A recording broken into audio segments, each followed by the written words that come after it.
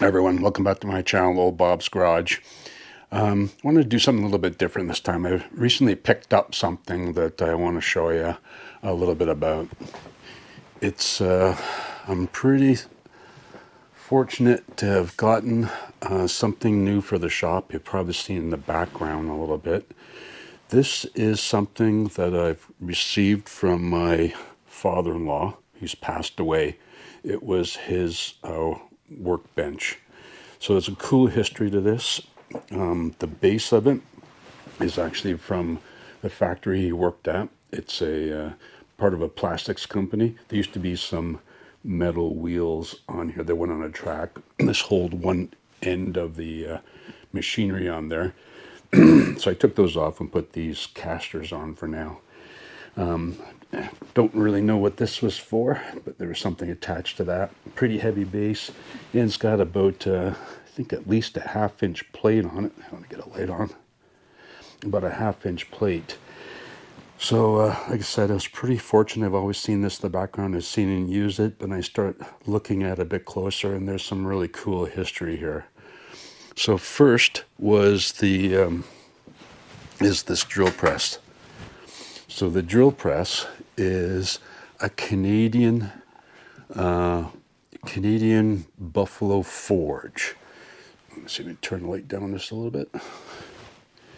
Canadian Buffalo Forge.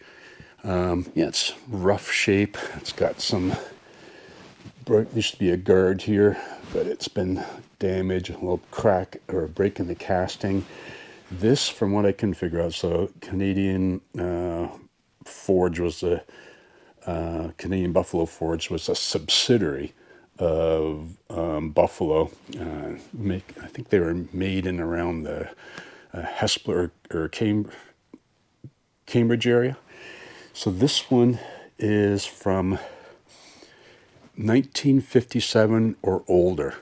The newer ones had an electrical box on the front. It's a heavy casting. It's been beat up a fair bit.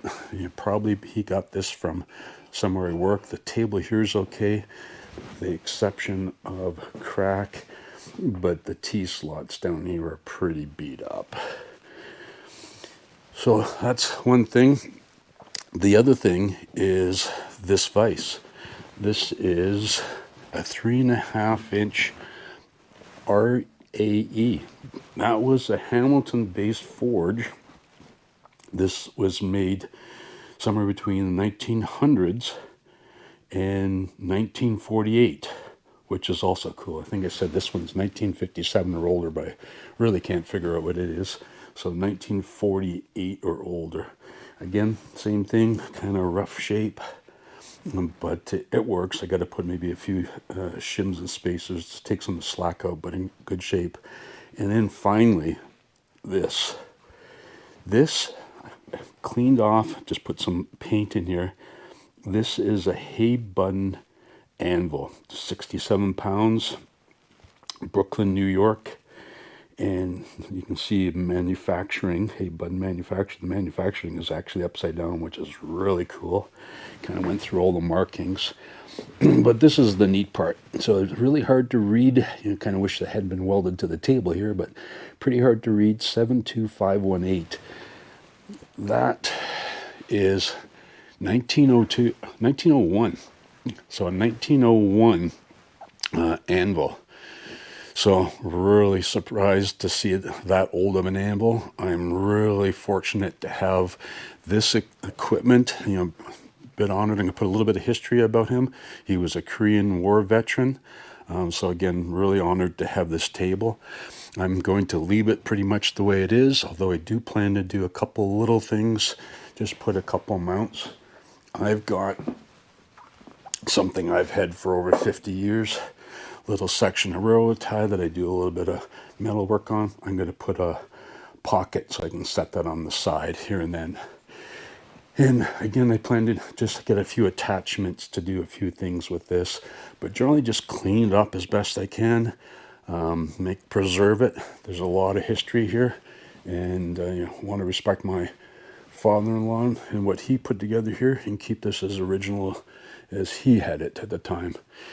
Anyhow, again, I little short video. I'm going to try to do a few more of these little short videos, just to give a little bit of some of the things I'm working on instead of some of these longer ones, because most of the time I'm just working on little things. Anyways, I thought you'd like to see that cool history. Again, really proud to have that.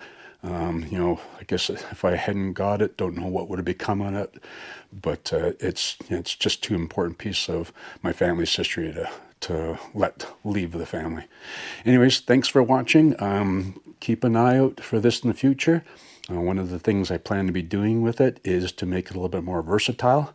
So I'll be buying some attachments that I'm going to show you in a future video. So again, thanks for watching.